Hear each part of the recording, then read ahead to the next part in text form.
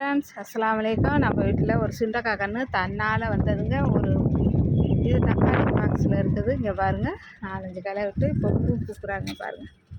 பூ விட்டு காய் பிஞ்சு எல்லா கிளையிலையுமே இருக்கிறாங்க. இங்கே பாருங்கள், 4 மாதமே ஆகுது. அதுங்காட்டியும் பாருங்கள், அவங்களோட இது நம்ம வந்ததை பயன்படுத்தி வச்சுக்கிட்டோம்னா நம்மளுக்கு ஆர்கானிக் முறையில் சாப்பிட்லாம். அத்தி பாருங்கள், கீழே இருந்து ஒரு கிளை வருது, அதில் காயெல்லாம் வைக்கிறாங்க.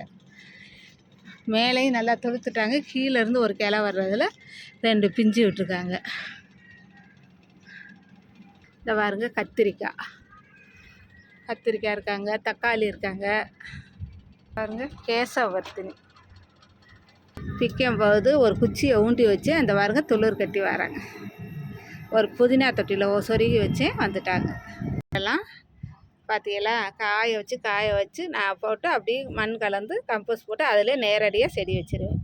நம்ம இதை போய் உரம் கடையில் வாங்கணுங்கிற அவசியம் இல்லை. இந்த மாதிரி எல்லோரும் மாடி தோட்டம் செய்வோம். அஸ்ஸலாமு அலைக்கும்.